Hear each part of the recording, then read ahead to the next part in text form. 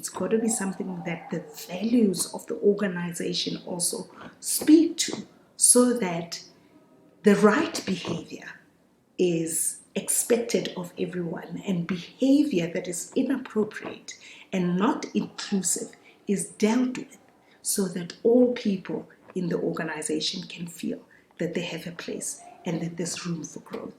It also goes to opportunities that are created, ensuring that those opportunities are filled with the designated employees that are competent and capable to perform the jobs. There is obviously this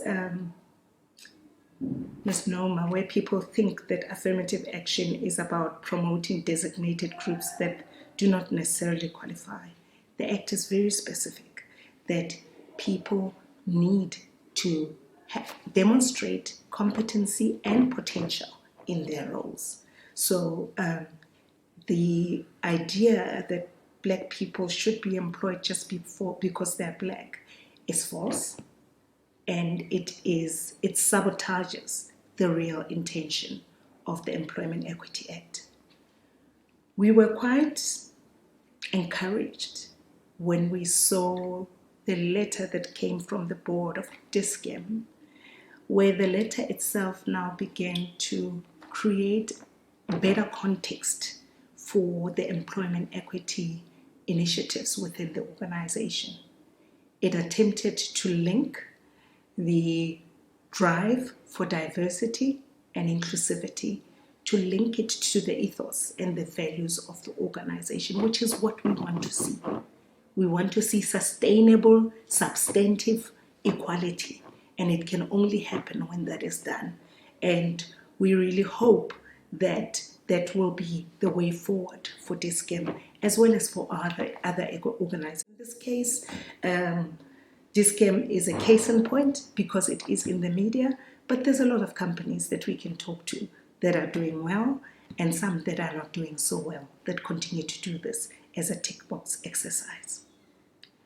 We are aware that the public, as well as ourselves, are anxiously waiting for the signing off of the amendment bill by the President. It has gone through Parliament, and what it really seeks to do is to change the narrative of employment equity, where people are saying progress is slow, and where the CEE every year comes out giving the same message of slow progress. We want to change that narrative, and the amendment bill seeks to do that, but by introducing a number of things. It seeks to introduce a certificate of compliance, which will be issued to those employers that are compliant because they have reported and they are aligned to sector targets that we are currently busy consulting with different sectors on as targets for 5 years for achievement. Remember, these are not quotas.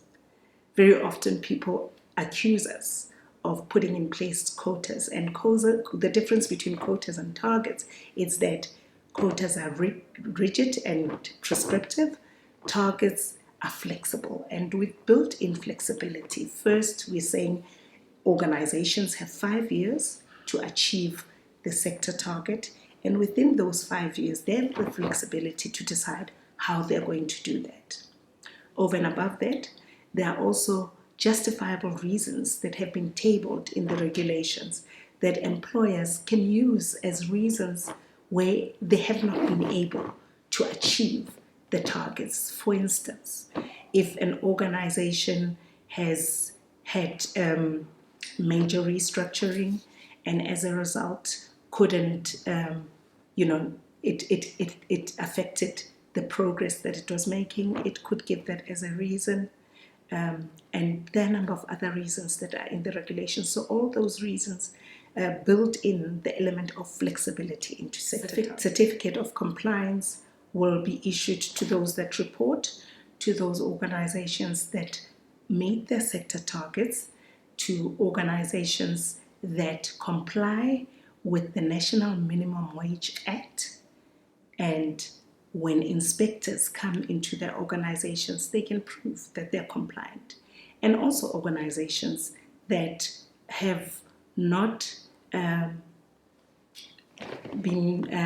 have not lost cases of discrimination at the CCMA or at the Labour Court, because that for us is an indication of the substantive equality that we're really seeking.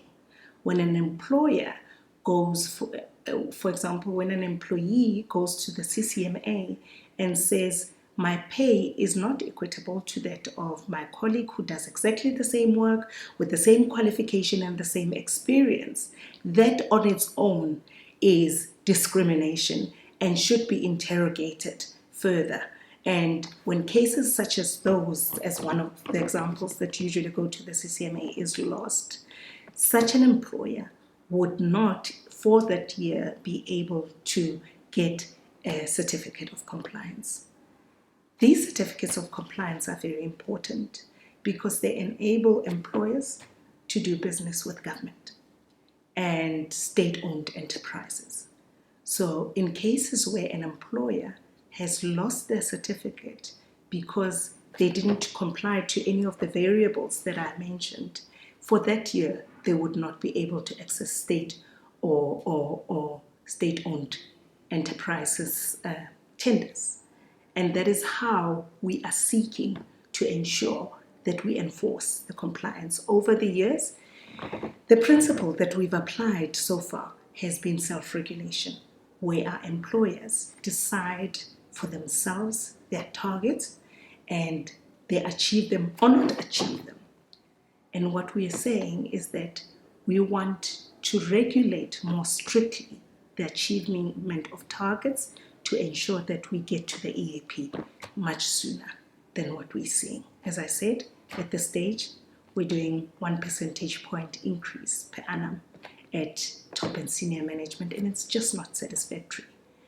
Since 1998, we look at the statistics and it's alarming. So the sector targets seek to enable the acceleration of the meeting of those targets. Thank you.